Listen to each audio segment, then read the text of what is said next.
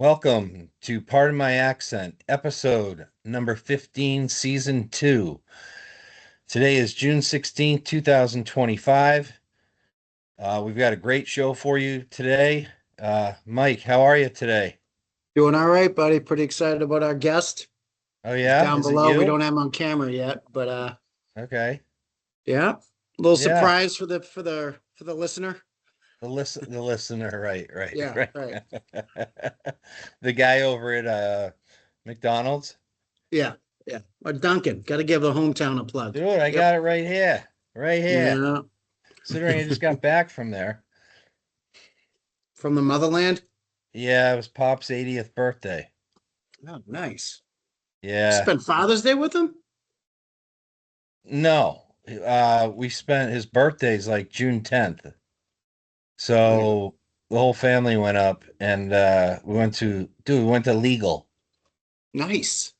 All right. Yeah. Mm-hmm.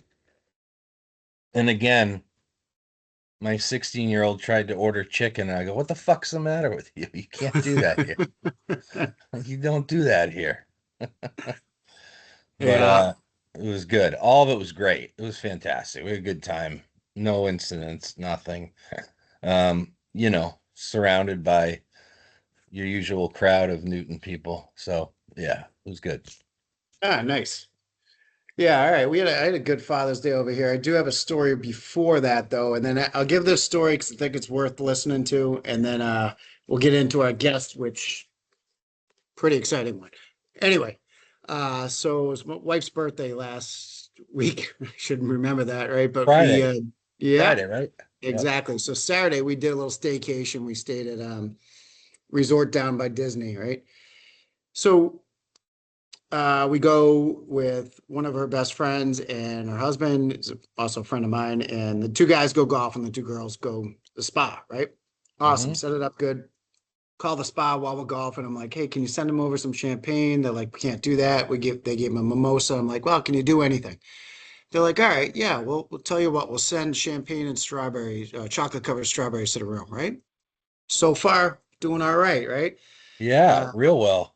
yeah. So get up to the room and like they had a great day at the spa. We sucked at golfing, but anyway, get up to the room. Strawberries there. It says "Happy Birthday, Lauren." Right. So little faux pas. Her name's Laura for anybody listening. So we're like, all right, no big deal, whatever, who cares, right? So then we go down to dinner, nice restaurant. Then they have happy anniversary instead of happy birthday, no big deal. So I'm like, all right, how do I play this thing? So Oh the for next day, 2. yeah, next day we're checking out.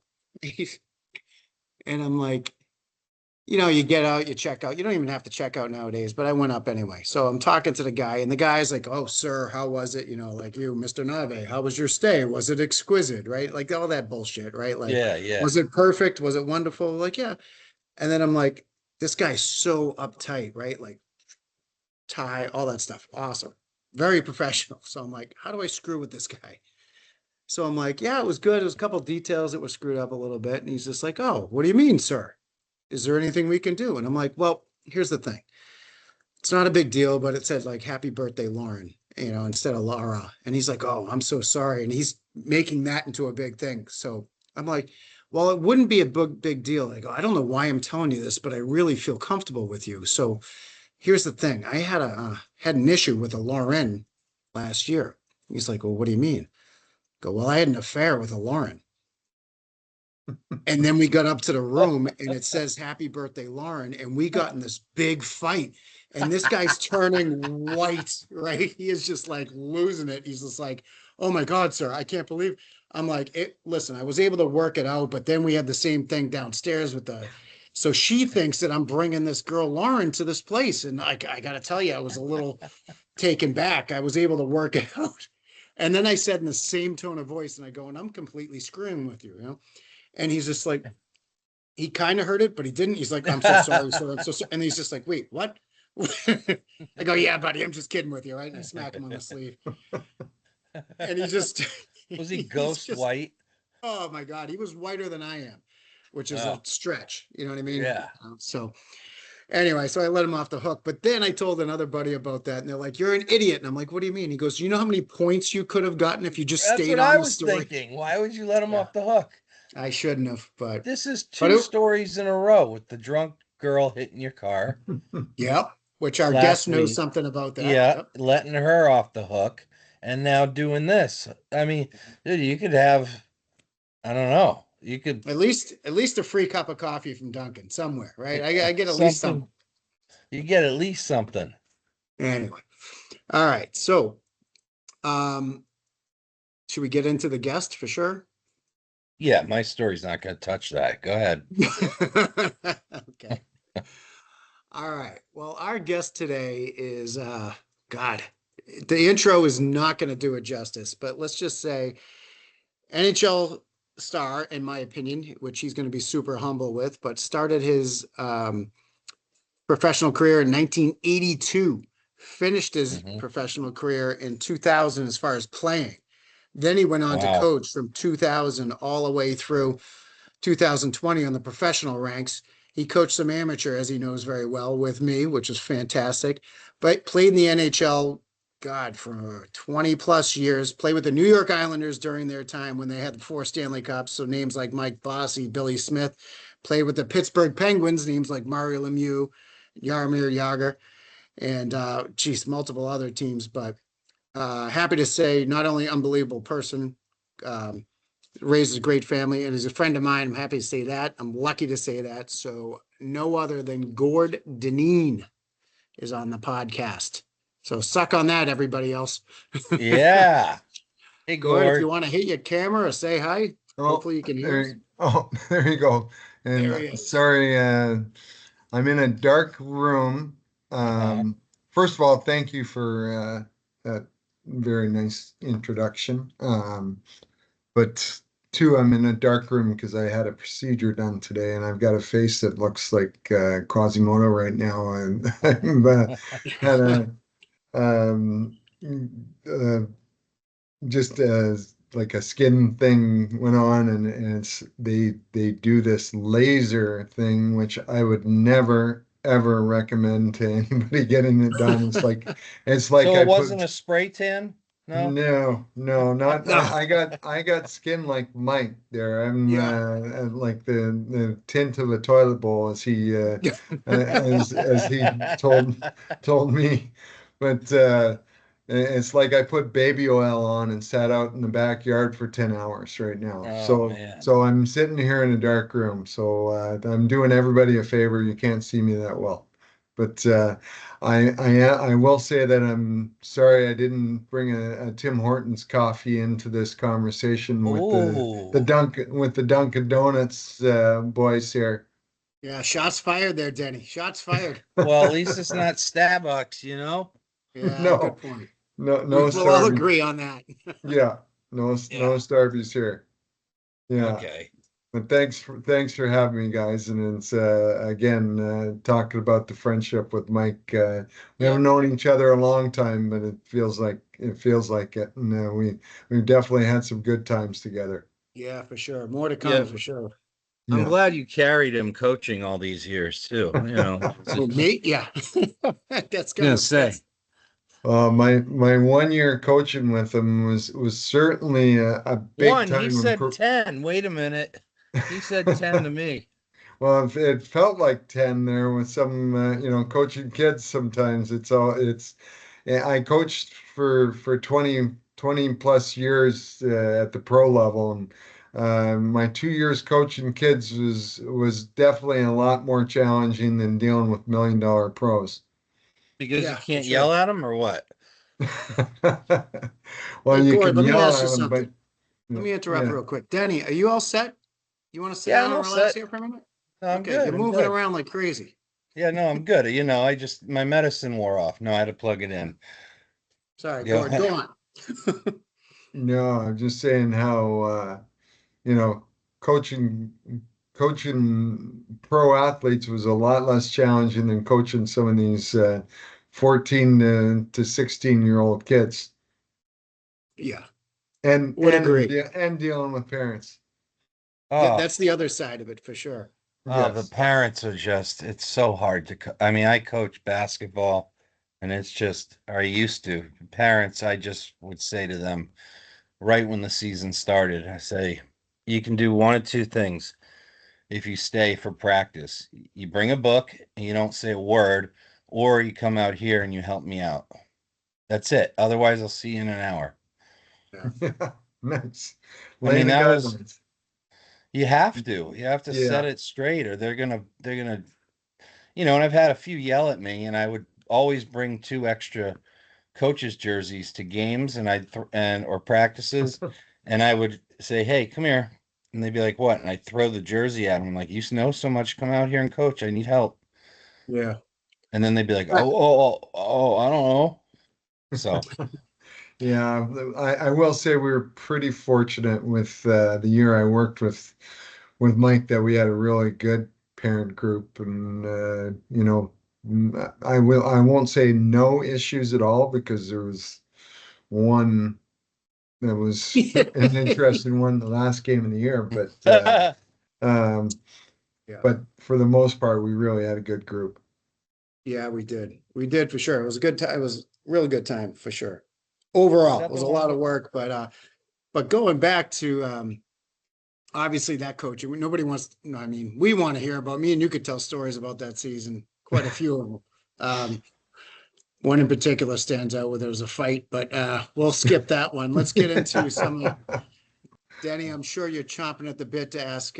Let's get a question from a non-hockey guy, and then me and Gord will educate. Well, Gord will educate you. yeah, I was gonna say, just like so you were defense, right? Yeah, I played defense. Defenseman. Okay, Yeah. okay.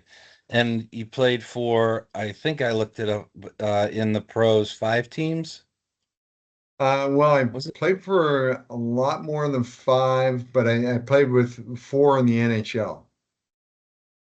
4 in the NHL.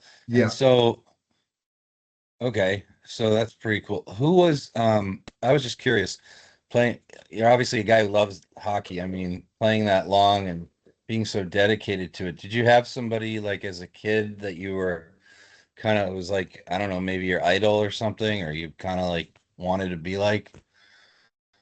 Well, Or, gosh, I had lots of those, and I think probably just about any athlete you ever talk to, or go down the list of occupations, I guess they always had maybe somebody that motivated them or brought, passion uh, to the sport or whatever it is. And for me, my father was,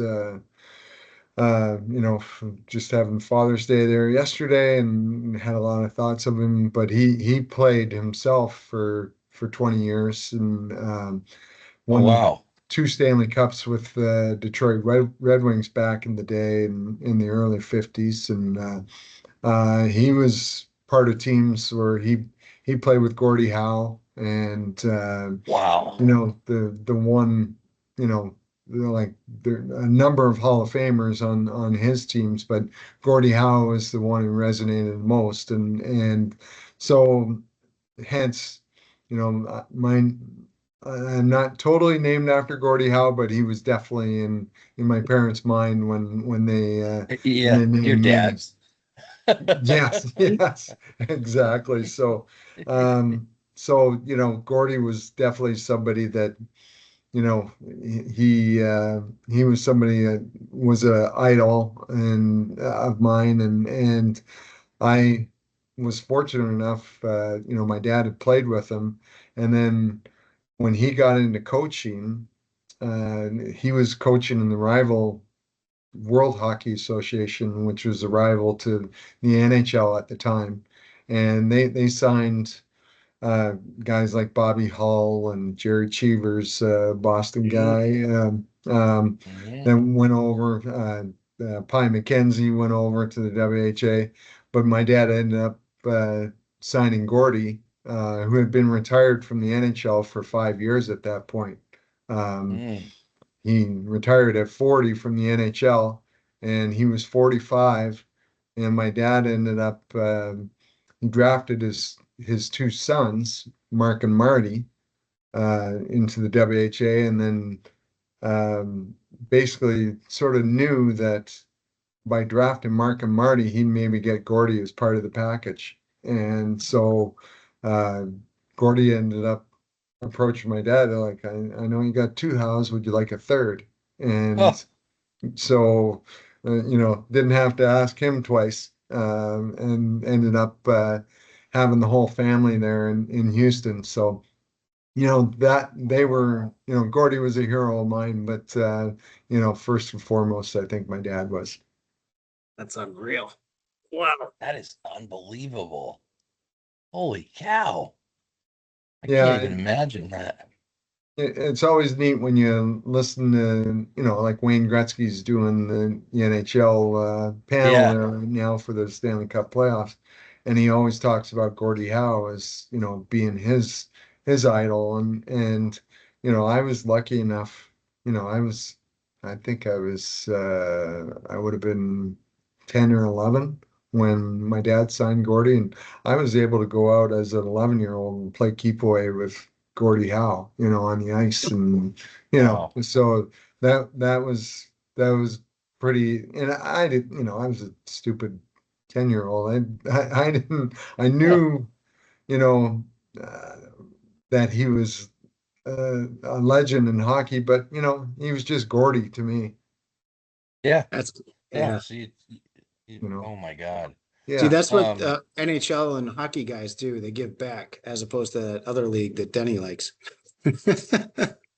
what, football, the NFL, Yeah, no. I'm just kidding with the NBA? Yeah, yeah, yeah. I know. I hear you. I hear you. And then I was super curious about like you played all those years, like who was like the best teammate you had? I'm really curious about that. Like, gosh, yeah. And again, I Don't even was mean. really fortunate. Over those years, like as far as like teammates that, and especially I was lucky I was drafted by the New York Islanders, and they were in the middle of a Stanley Cup run. They won 4 Stanley Cups in a row. And so to have that kind of success, they had to have so much character, and they had so much character in the room. And Mike mentioned, likes of Billy Smith and Mike Bossy and Brian mhm, Trotier, Denny Potvin, um, Clark Gillies. These guys are all in the Hall of Fame. yeah, Um, but there was so many other guys that were role players, and guys that were just great people. And you always consider being on teams that have success sort of a family. And these yep, guys were like family to me. And I guy another guy that was part of that group, this older group that I looked up to, Bob Bourne. He and Clark Gillies were probably two of the best teammates you could get for as older guys. And then I broke in with Pat Flatley, who, another guy who played for 14 years, and he was probably my closest friend and teammate over the years. But I could, I bore people with just keep going over names. But I really was fortunate. I had a great group of friends and people who had character that I really revered. that's cool. I specifically remember that four overtime game. Um, they had a name for it. I forgot the name for it. Uh, you remember it was in the playoffs, right? Yeah, it was. Yeah, yeah. Okay. They Yeah. we were playing against Washington, Okay. and um, we Four we had overtimes. yeah, we were down 3-1 in the series, and came back and got it to game 7, and we're in Washington, and we were pretty banged up as far as some of our personnel, like Mike Bossy didn't play that whole playoffs. And Brent Sutter was our captain. He was out. So we were banged up going into this game, and we ended up tying the game late to go into overtime, and we played four overtimes. So it's basically like playing another game and then another period. So we scored, I think it was 152 in the morning and they called it the Easter Epic because it went into Easter Sunday. We started on Saturday evening and went into Easter Sunday morning. So it was the longest game 7 overtime. I don't know that it's been surpassed yet, but I know there's been longer games as far as overtime, but I don't think there's any longer game 7s. So wow, it was nice to be on the winning side of that. Yeah, I would say so. Yeah. Holy cow. Yeah. So kind of like Mike's career, always on the winning side. Yeah. Yeah. Well, Gord, you played on a bunch. So basically, if I'm not mistaken, was it Islanders right to Pittsburgh? No, I got traded to Minnesota it was right at the trade deadline, which is in March. And so I got traded to Minnesota and finished the season there. I think we played 13 games, and I went from a first place team that was making the playoffs to a team that was ended up getting the first overall pick the next year. Wow. Which they took Mike Bodano with that pick, but we were last place in the league. So, and I was only there for that amount of games at the end of the year, and I played 2 the following year and then got traded to Pittsburgh. Ooh. So it was a cup of coffee. Yeah. Yeah. Well, it was a cup of coffee at the right level, though. It was. I sort of established myself. I've been in pro for 6, maybe 7 years at that point. So I sort of established my NHL career for a while at that point, and ended up being able to stay in the league by going to Pittsburgh. Damn. So if we think about this, we're starting this off with basically Gordie Howe as the influence. Yeah. Then you end up in the Islanders, which is arguably, them and the Oilers, especially during that time, the 2 most iconic, one of the best rivalries ever in the NHL. Yep. Minnesota, you got, on the U.S. side on the imaginary line, it's unfortunate that they're not the North Stars anymore, but that's an iconic logo, symbol, all that stuff. Oh, yeah. The original. Then you end up in Pittsburgh, and the obvious question is about that French guy that played there. Yeah. He's Mario. pretty good. Yeah, he wasn't bad. And he probably would be in the conversation as the best ever if he hadn't gotten hurt. His back was messed up. Later on he went in his career, and then he also dealt with Hodgkin's lymphoma later on in his career too, and added to his legend coming back from that, and winning scoring title and so forth, but probably hands down the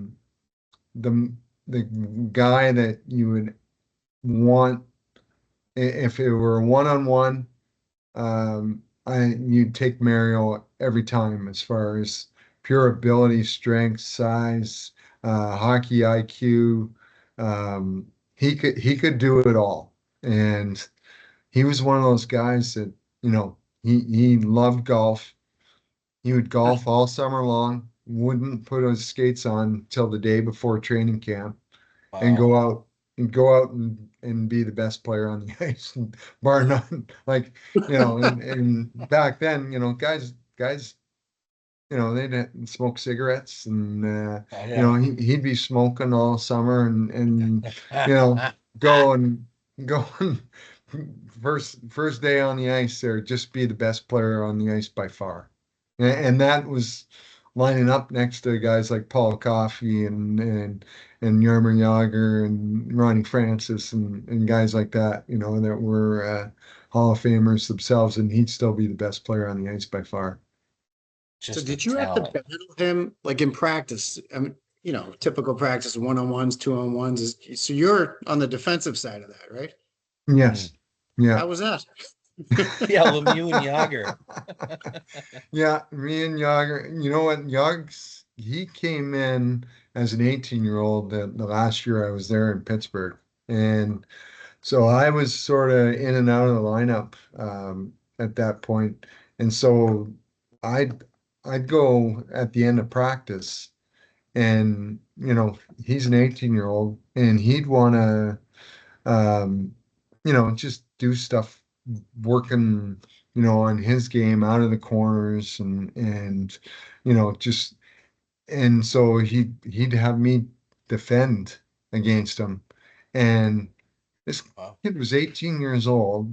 He had an ass on him that was, like two axe handles wide, and legs like tree trunks.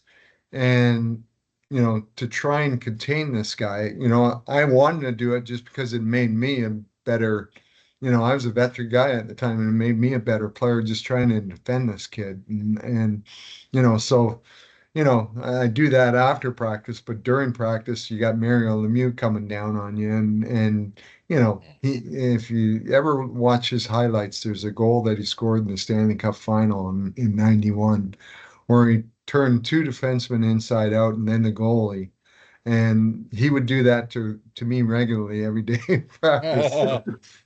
So you're the reason for success. Yeah. Exactly. I You was just I was picture like you. the crash test dummy, but I was just a dummy going against him. Wow. Wow. So I mean, if you had to pick, like if you had everybody's got a story, and as far as a one-off weird story, like I don't know, I got a few just in the minors and the bus leagues, as far as, do you have one that stands out to you that like maybe hockey related people, but not so much, just kind of a weird fun one? Oh boy. You got a bunch, I'm sure, but I'm hate to sure put I you on the do. spot. Yeah. You know, over the years we had, like I said, just groups of guys on different teams that, you know, I was fortunate that I played with such good people, but there's probably three guys that I really have stayed in touch with over the years. Four guys that are, close friends, and that we're guys, right? So you talk to Yep. each other once every year or every 2 years or something. But when you talk, it's just like you hadn't missed a beat, right? So, but Flats, Pat Flatley and I have probably, stayed closest out of all the guys. And another guy that you guys probably know of, Andy Brickley, who's Yeah. commentator for the Bruins. Those two guys are probably the guys that I stay closest with over time. And Brick and I, he's a big golfer, and so he shows up at my doorstep there probably once a summer. There, I don't know he's coming, and he just comes and to get a knock on the door, and, and there he is. And all right, what time's our tea time? And uh, so like we had a group there in my last 5 years. I spent the minors in the old IHL it was, and we had two championship teams there that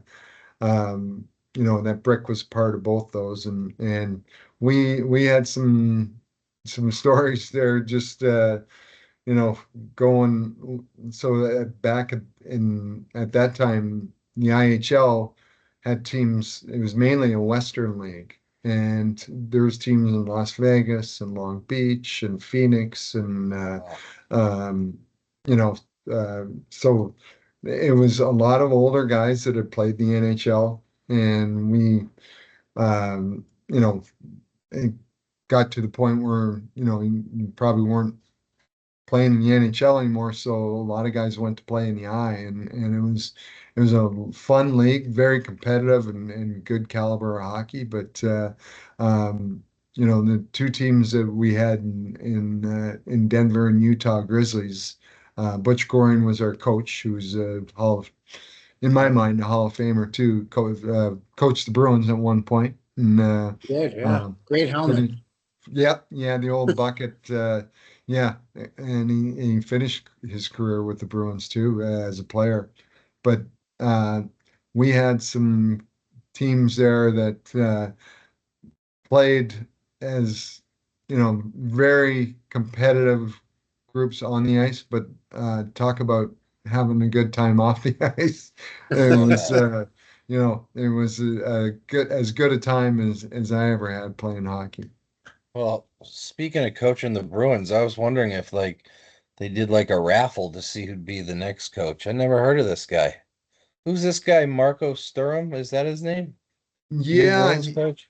yeah, he played.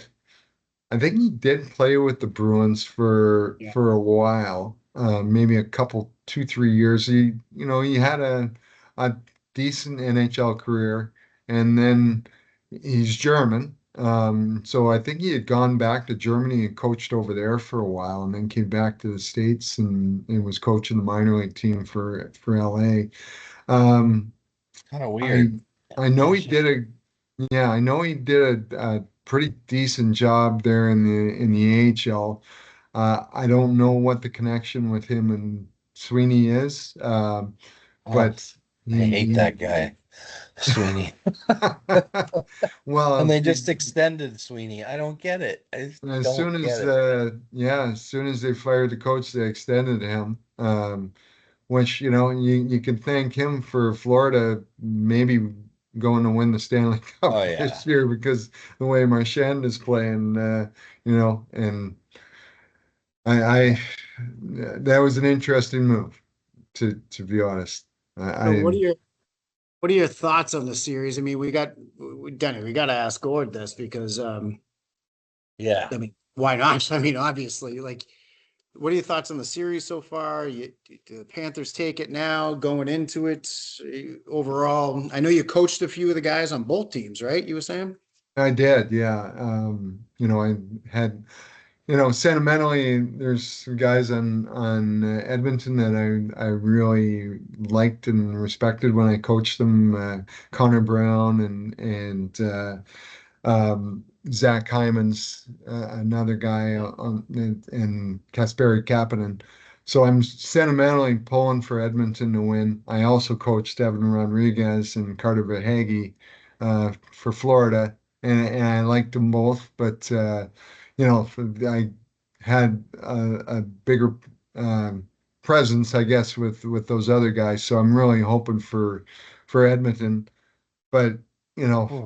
like every time I predict something, it goes the other way. So Yeah.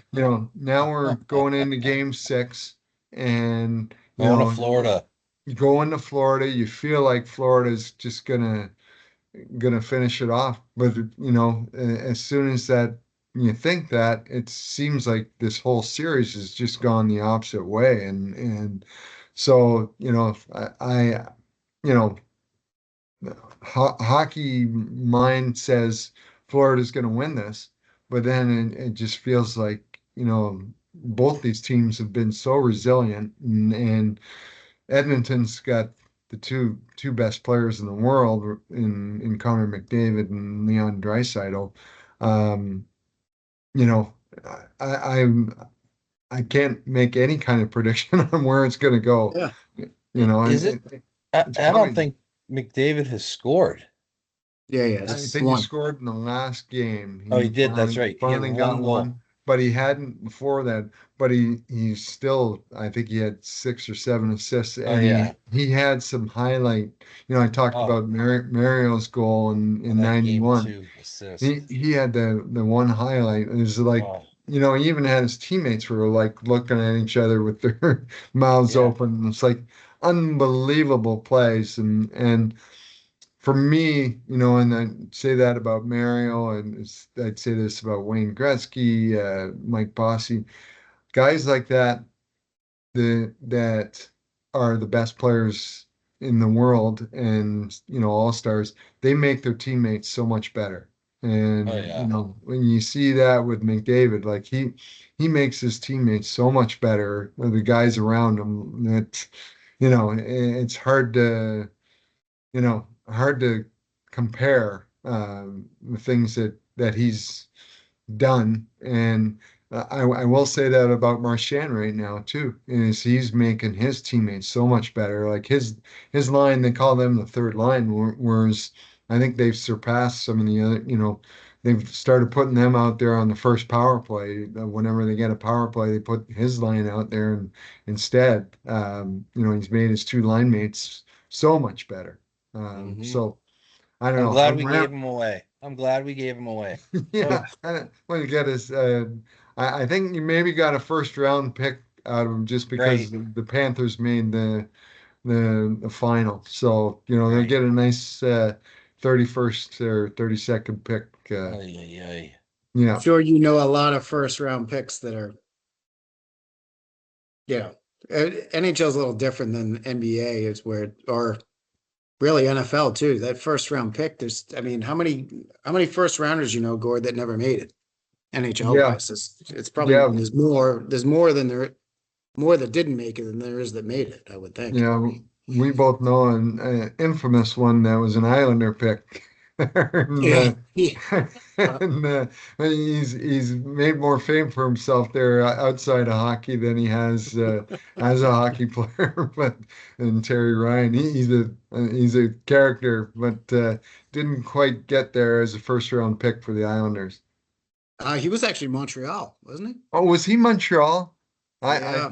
okay. I was thinking he was the Islander pick, and he ended up with the Islanders. Yeah, he did. Yeah. He interviewed with Milbury, and Milbury is the one who told him. Yeah, it's a great story for anybody listening. That's a good one to Google or YouTube or what have you. Yeah. Basically, this guy Terry Ryan. I played with him here in Orlando. Yeah, that's what I knew, Yeah, mutual friends there. Yeah. yeah. So anyway, what was the one part I was going to say? So as far as that Stanley Cup Finals going, we were talking about this earlier, and we were saying, and I think it's very similar, probably Denny NBA wise. Usually, the first round of playoffs, at least on the hockey side, is the most exciting on the Not, NHL side. But this year, it's kind of been. I mean, I thought the first rounds were exciting as well, but it's kind of flipped upside down. Gord, if you agree, this I this final has been oh, surpassing all the previous. oh, I'm an NBA guy and I choose hockey over the NBA. Definitely this year. Definitely. yeah, it's been so back and forth, and three out of the 5 games going to overtime, and scoring the last minute to get to overtime in two of them. This will be a classic series final series, for years to come. Hope And, it and goes you're right, 7. Mike. I do hope it goes 7 at least, Yeah. just for another year of a game 7. But that is so true. I've always loved watching the opening rounds because you always get divisional rivals playing against each other that hate each other already, and they're usually really tightly contested games. But this final series has been so much better this year. Yeah, it's really interesting. I think, and the other thing that we mentioned is that last game, I mean, the first 5 have been phenomenal. Last game, game 5, actually, I don't think it fell flat, but it fell a little bit flat. And I think it's the travel, right? I mean, they only had 1 day rest, but this next game, game 6, they're going to have the 2 days rest again. One team's up against it. And I guess that my long-winded question is, if McDavid doesn't win this year, Oh, I hope he does. God, yeah, and I think the I NHL love. wants him too as well. But does that hurt his, I guess, lack of a better word, legacy? I mean, he's still relatively early on in his career, but I guess does the window start closing in Edmonton, and does that turn into a Wayne Gretzky thing where, hey, we got to move him somewhere, or worse, a Ray Bork thing where we just Oh, don't that was have the it? worst. Yeah. Yeah. I certainly don't think it would take away from his legacy at this point. Um, Ray was what, 35 or 36 Yeah, when they moved him.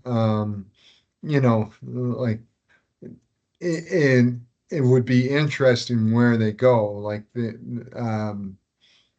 far as the surrounding team, because they have both him and Draisaitl locked up for a while.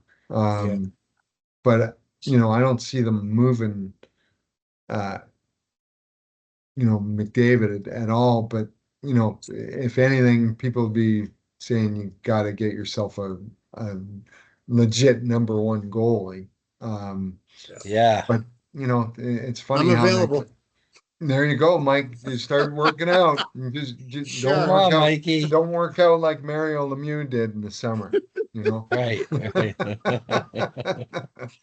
But yeah, like Pickard's had a great record, but Yeah. he's not a number one.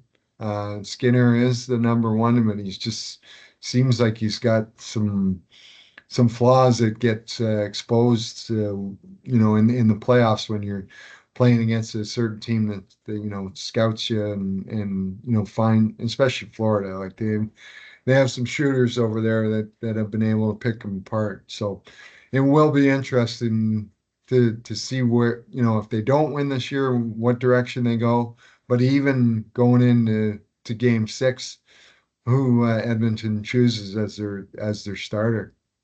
It's incredible that you can go into a game six of the Stanley Cup Finals and not have like I said to Mike early in the Stanley Cup playoffs, I said, there's just certain guys, that I've realized if I could have any goalie going to the playoffs, I said it'd be Bobrovsky because it seems like he steps up his game when the playoffs come, and like Tim Thomas had that great year. I don't remember what was that, 2010, 11 when they won it. Yeah, and you just, Yeah. yeah, you step up and you have the one guy and you just stick with him. And I don't understand. I mean, it's to their credit, I guess they've gotten this far not knowing. Like, it's Right. crazy. Well, then usually you always find the goaltender of the winning team is always a candidate for Yeah. the MVP. It's like a And quarterback. Yeah. yeah, yeah, and this year it's not necessarily the case. Well, it's certainly not for Edmonton, and probably not in Florida either, just because of the way Marchand and Oh, Sam Bennett have played. Like hurts. I know. Sorry, I keep just It's all rubbing right. it in the wounds. Don Sweeney's just, cashing checks over there. I'll tell you what, that if you want to talk about a payday coming up, I mean, I know Marshawn's he's gonna get it regardless, but Yeah. Bennett is they're gonna back up the Brinks truck. Somebody, Yeah, he's I mean, I awesome. hope he stays where he's at or gets a big B on his shirt, but That'd be awesome. Yeah. um, Yeah. it'll be interesting to see what happens with him. But Yeah. Gord, I got a question just popped in my mind. I should have asked this earlier, and I can't believe I've never asked you this. We talked about one guy that you play with, but from a goalie standpoint, I guess two-ended. Other than me, who's the weirdest? The weirdest. Yep. And then I guess the weirdest, the best. Both. Oh, One, okay, that's the same thing. it Okay. could be. Who's the weirdest, like quirkiness, OCDist? I guess Mike is. Yeah, I won't say he was the weirdest, but he definitely was quirky. And Billy Smith, we Yeah. mentioned him earlier. Just like he was a guy's guy, and loved being in the room and hanging with the boys, and But when it came to the game time, like you wouldn't look his way. You wouldn't go near him. The first time I ever got called up, I got called up out of junior hockey. I was playing up in Sault Ste. Marie, and I got called up to the Islanders.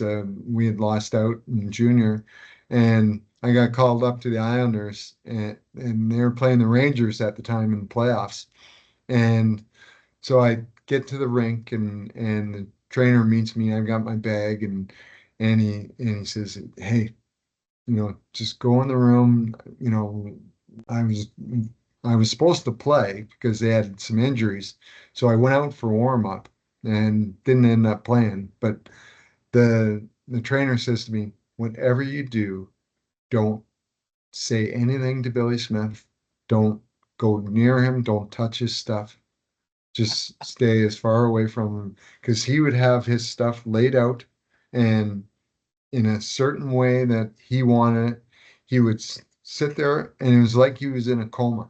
He would just, like, I don't know. Have you ever seen that? I don't know what company it is, but it's UC Saros where he's just sitting there, no goals, no goals. And that was Smitty without saying that. Um, he would just like, you didn't go near him. And like one time he was going out on the ice, and so he didn't touch him. One of the team doctors, his wife was there, and she gave him a little pat on the shoulder as he was walking up. He gave her a blocker. Oh my God. I shouldn't say that, but probably a lawsuit in hindsight.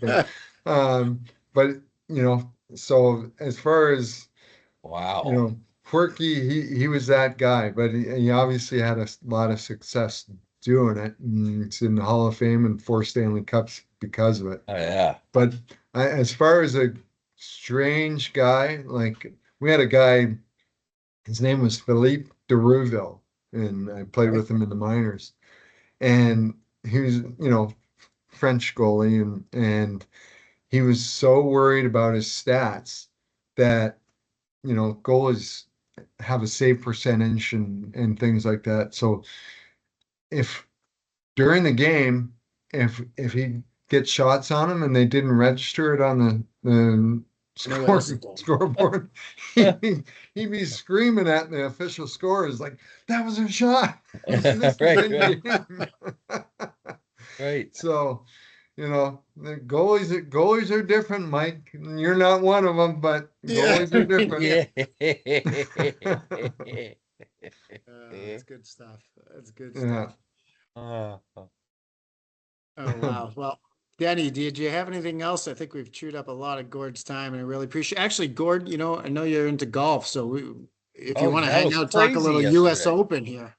Yeah, I loved it. I'm going into it yesterday. Like, so now I'm working at a golf course. And at different times I just go and um, starter at a golf course, and that was the big topic conversation yesterday morning before the final round was who was going to win this, and it's funny, not one person was thinking it was going to be Spawn, even though he was right up there.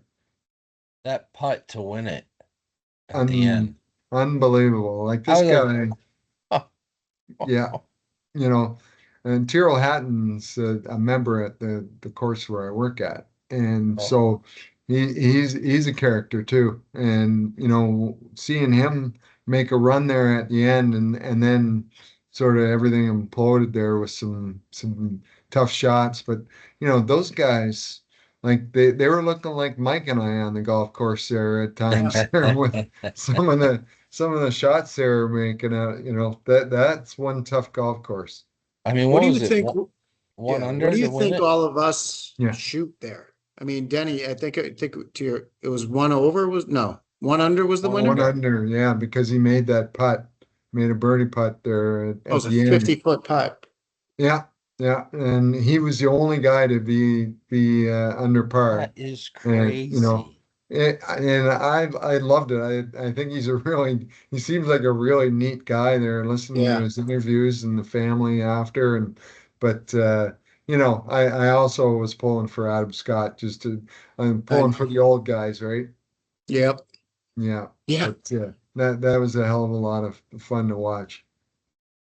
Yeah, it was. I had a great time. We went golfing with my dad that morning, got back. It was like, great Father's Day, right? You go play golf on your own. You think you're like, oh, I could make this shot. And then you watch those guys. But I guess, what do you think? All right, we'll go around the horn here. Denny, I know you don't play much, but what do you think you shoot at that course?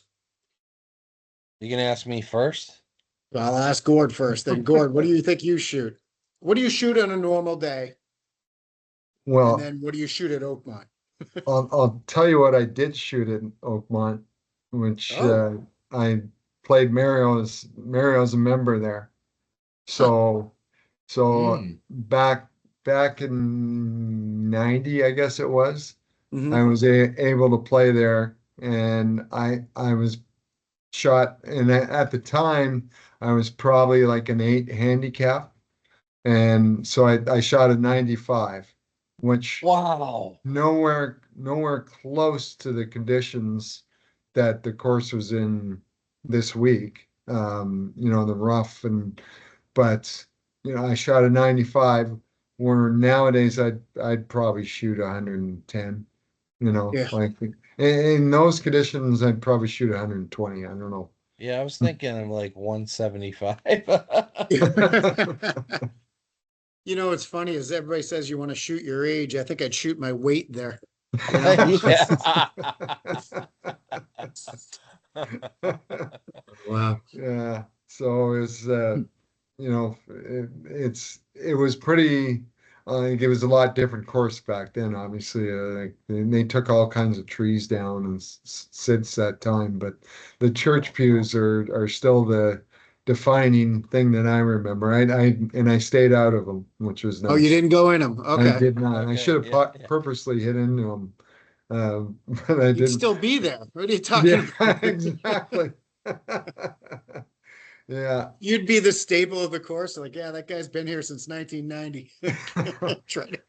Well, it's funny because, like they talk about Augusta as, TV doesn't do it justice Yeah. as far as golf courses and, the slopes and just the lies and things like that. It's the same thing in Oakmont. Like 17, like to play that hole, it's a 324-yard hole or something. Spawn drove the green there yesterday, um, which I certainly wasn't doing, but I remember it as, having to play off to the right, and then the second shot was this hugely elevated green that you couldn't even see the flag basically, and it didn't look like that on TV yesterday. It looked like it was sort of benign flat, but it's certainly not that. Yeah, wow. Yeah, I can't do it. I got nothing for it. I mean, the best course I've played doesn't even scratch. Actually, the best course I played is probably your course.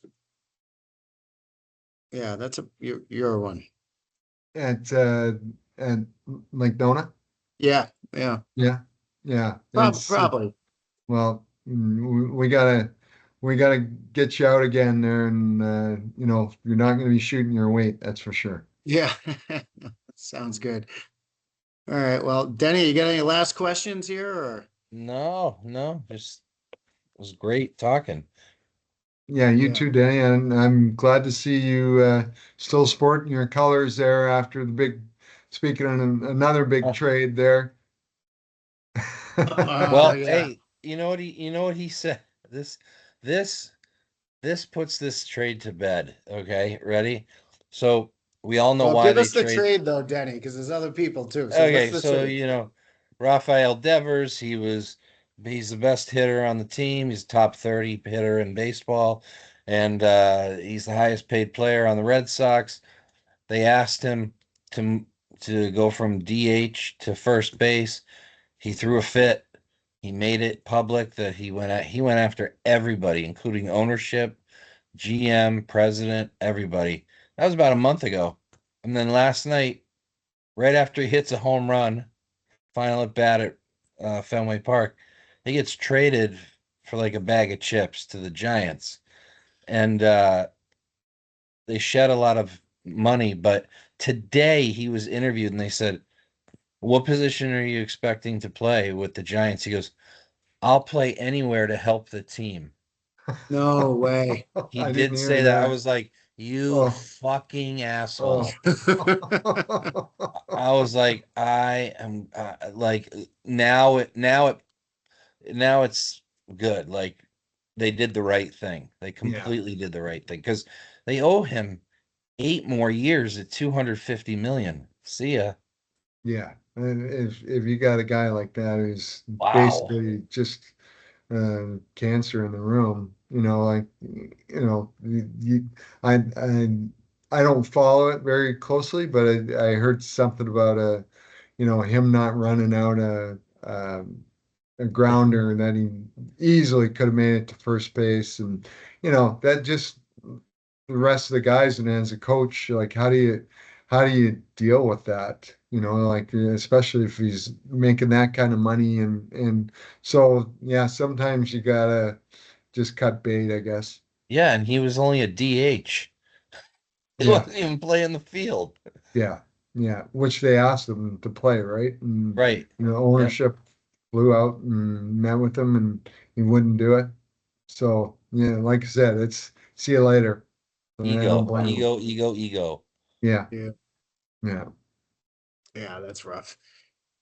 Oh, that wouldn't fly in any, in a hockey locker room or really, I don't Any know. locker In room. your day, Gord, that guy'd get the shit kicked out. When he in the Oh, locker room. absolutely. His teammates would have taken care of that. Forget the owner. The Yeah, teammates would have taken care of that for sure. Love yeah, it. so true. All right, brother. Well, I really appreciate it, Gord. I definitely we got to get out, hit some balls, or at least get out to dinner. Four of us, I and love that. I definitely got to give a little shout out to your son Finn, who just got drafted, what, seventh overall to the Sioux. Yeah, Very yeah, nice. yeah. And we're excited about it. He and all due to Mike's coaching there. He coached Finn there Yeah. as a 15-year-old, and he's had a couple of years down here in Orlando, and really evolved as a player down here, and sort of gained his swagger and confidence playing for the team we had there, and Mike was the head coach at, and so it's put him in a good place. He's got a lot of work to do, but getting drafted was a real goal of his, and so hopefully, he takes it and runs with it. And he's got a big summer ahead of him to get ready for it. So, but we're excited. Yeah, exactly. Now it's this Sault Ste. Marie Greyhounds, Denny, which is Gord. You played there. I did, yeah. I played All right. there a couple of years, so and that was kind of neat in itself. Yeah. Well, And it's a steel town up in northern Ontario. It's up basically the Upper Peninsula of Michigan. It's right across the river, right between Lake Huron and uh, Lake Superior is where the A lot of old beach days there, Lake. huh? Oh, yeah, yeah. like 8 foot snow drifts, and that legitimately, like, people laugh about. Oh, I had to walk in the 8 foot snow drifts, and I literally did have to Oh walk Yeah. my through that to God. school.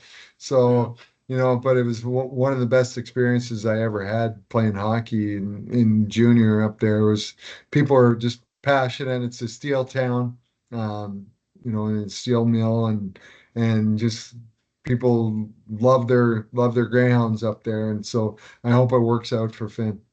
Yeah. Let's go Well, he stays on Greyhounds. the path. I'm sure he will. He's got a great kid. Obviously grew up right. So, Gord, Well, thanks again. And thanks for having me, guys. And pleasure to I meet you appreciate there, it. Danny. You too. All right. All right. You have a good one. All right. You guys take care. All right. Thanks, Gord.